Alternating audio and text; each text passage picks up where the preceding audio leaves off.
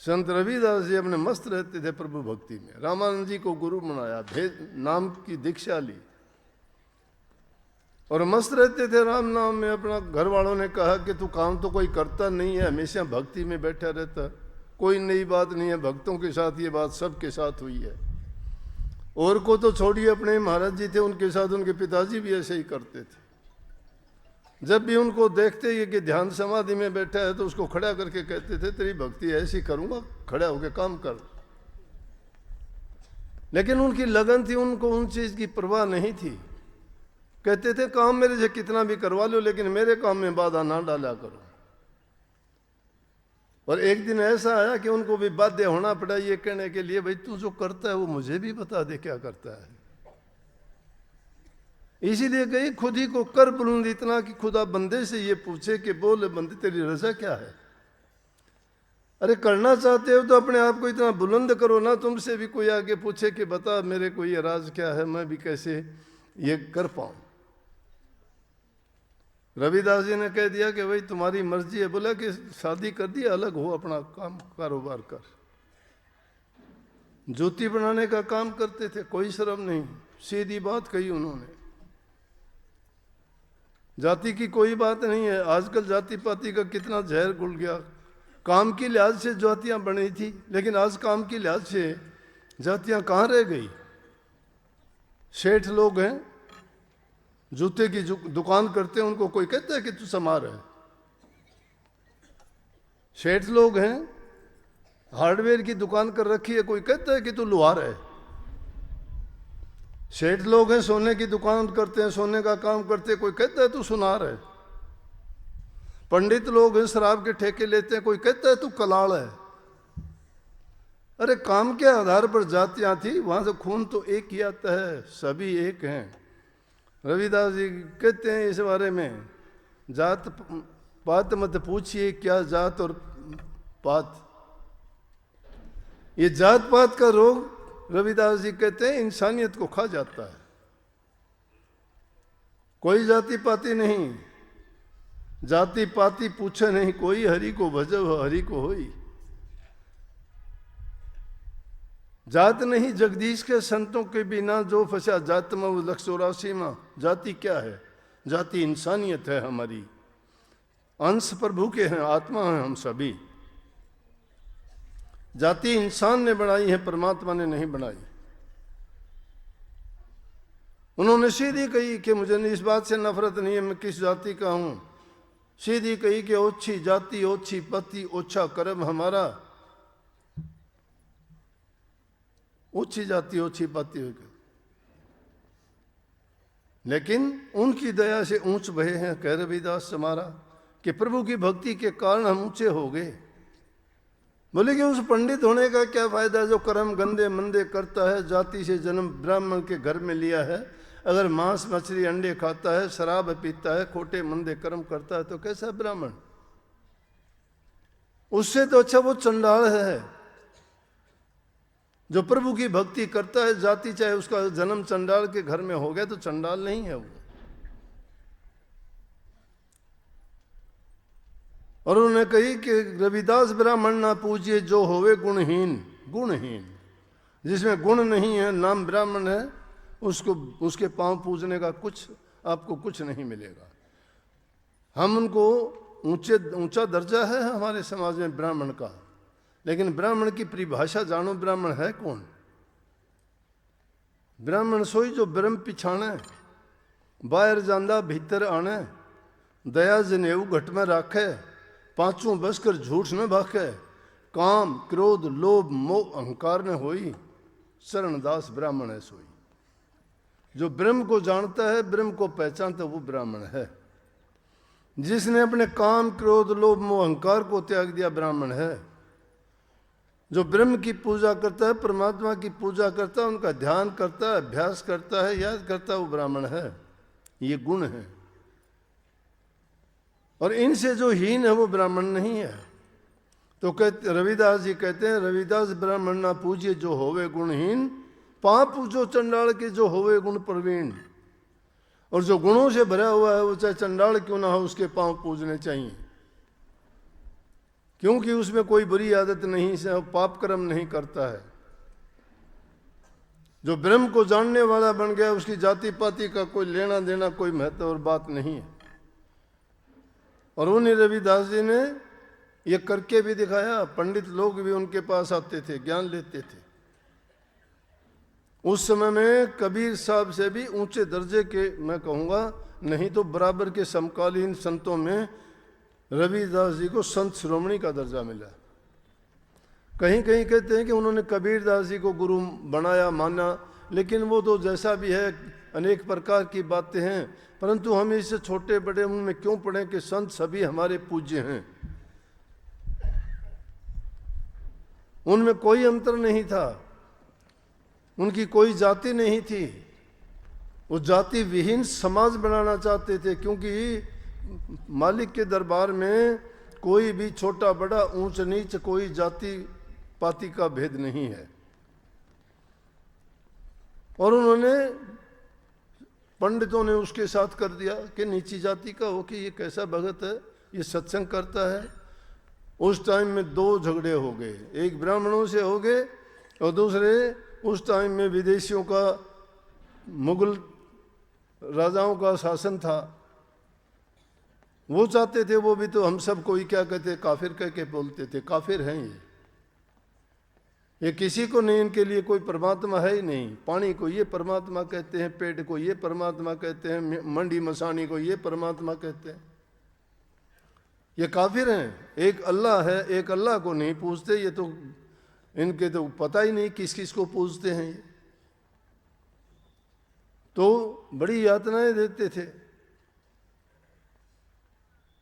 ब्राह्मणों ने जाके शिकायत कर दी, कह दिया जी ये तो लोगों को भरमाता है, नीची जाति का है, इसको शास्त्र पढ़ने का अधिकार नहीं है।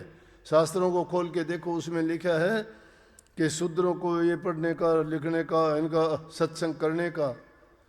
रविदास जी कहने लगे ऐसा कहाँ लिखा है, प्रभु की भक्ति कोई भी कर सकता है।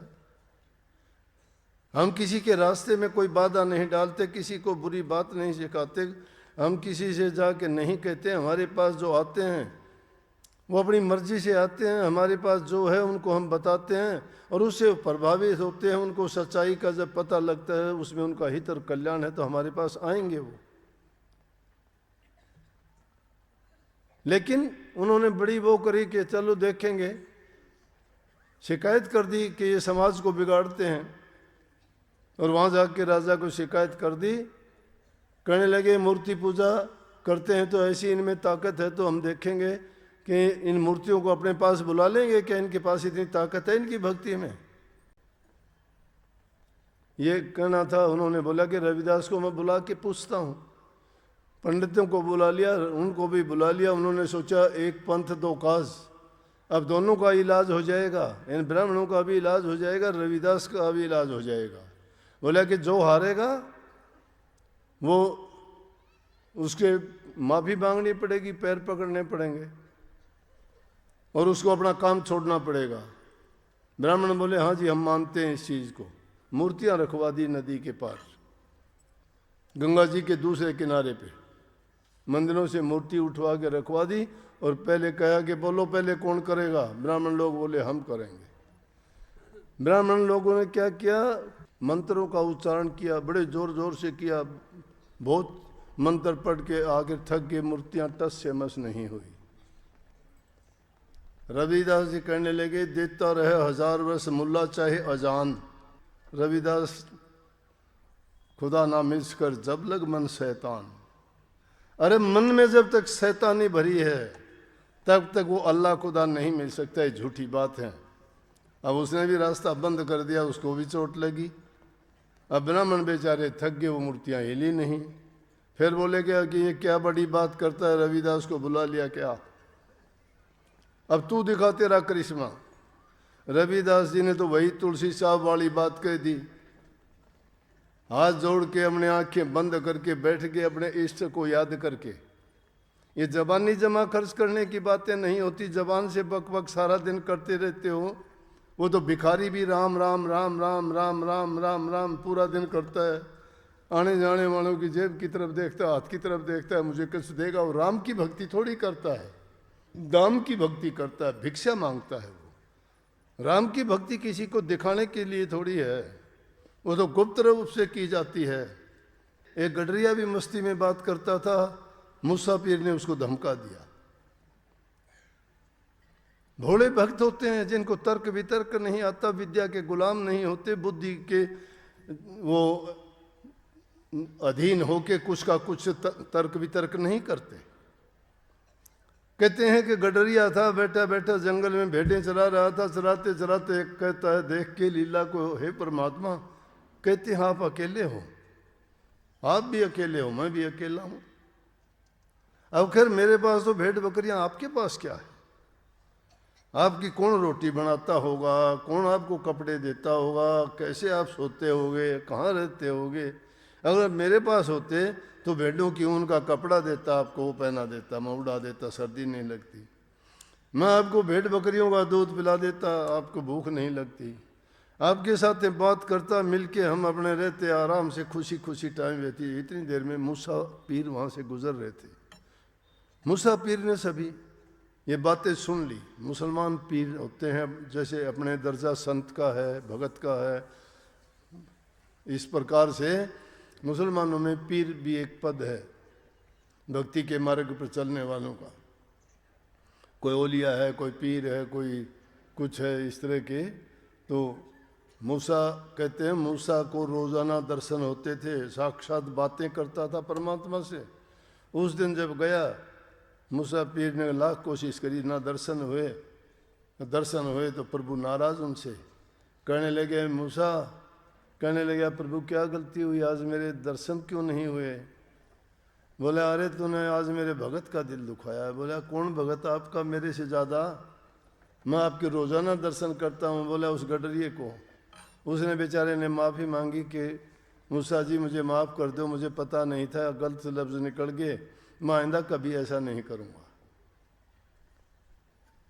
वापिस आया मूसा पीर, गडरिए से कहने लगे, भैया माफ़ी कर दे, मेरे से गलती होगी, मुझे नहीं पता था कि तेरी भक्ति सच्ची है। कहने का मतलब ये है कि ज़्यादा दिखावा करने वाले कहते हैं, ये भी काफ़ी लोग आके कहते हैं कि जी मेरा अभ्यास नहीं बढ़ता, ध्यान नहीं बढ़ता, सुमन नहीं होता मेरा। और फिर थोड़ी देर में कहते हैं, जी मेरा घरवाला शराब पीता है, मेरा बेटा मेरा कहीं में नहीं चलता। अरे तो भक्ति को तुमने इतना सस्ता कैसे लगा लिया? तुम्हारे घर के हालात ही ऐसे नहीं हैं, तुम्हारी संगति अच्छी नहीं है, तुम्हारा खान पान अच्छा नहीं है, तुम्हारी उठ बैठ जिन लोगों के साथ है उनके साथ चर्चा तुम्हारी कभी भक्ति की, कभी प्रभु के गुणगान की होती नहीं है, कैसे आपकी भक्ति होगी? दुष्टों के संग बैठना, दुष्टता के विचार पैदा होंगे। अच्छी बात कभी होती है? भगत लोग तो हमेशा प्रभु के गुणगान करेंगे, उनके बारे में ही सोचेंगे। वही रविदास जी का था, अपने दोनों आंखें बंद करके हाथ जोड़ के बैठ गए, ना कोई मंत्र, ना कोई संतर, ना कोई तंत्र। तंत्र ये था कि आंखें बंद कर ली, हाथ जोड़ लिए, मन में पक्के तार जोड़ दिए कि मालिक झूठा हूँ, सच्चा हूँ, बुरा हूँ, भला हूँ, ये क्या है मुझे नहीं पता, मुझे ना हार जीत का पता है, ना मुझे इस चीज़ से सरोकार है, लेकिन इन्होंने ये बात की है तो मेरी लाज तो आपके हाथ है। मैं अगर झूठा हूँ तो रहने दो, अगर सच्चा हूँ तो आप संभालो।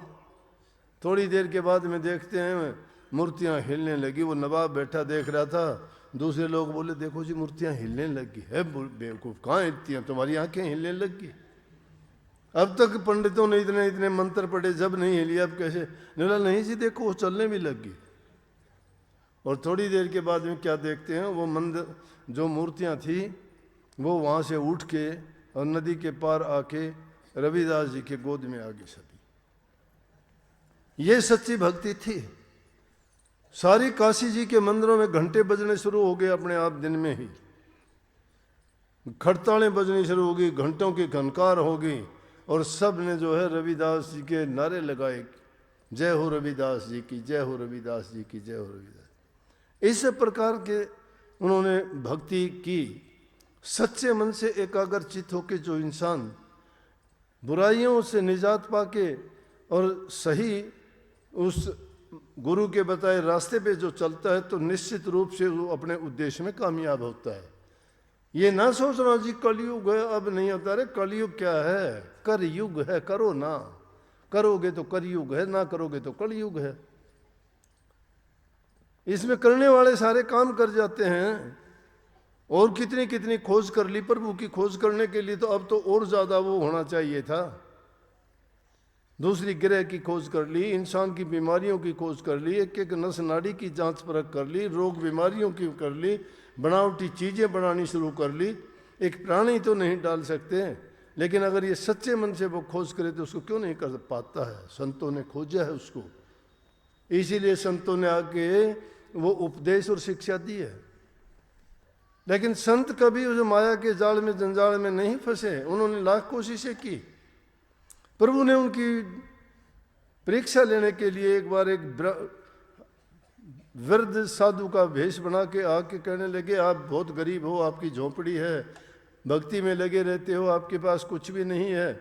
मैं कहीं बाहर जा रहा हूँ, मेरे पास एक ऐसी चीज आपको दे के जाता हूँ, आप इससे काम लेना। पारस पत्थर है मेरे पास, ये आपको दे के जाता हूँ, इससे लोहे का सोना बना लेना और अपना घर मकान, ये खाने पीने का सामान जो भी आपको जरूरत है पूरी कर लेना। रविदास जी अपने काम में लगे हुए हैं, कोई सरोकार नहीं। क्या कहते हैं, उसे लालच और स्वार्थ में नहीं आए।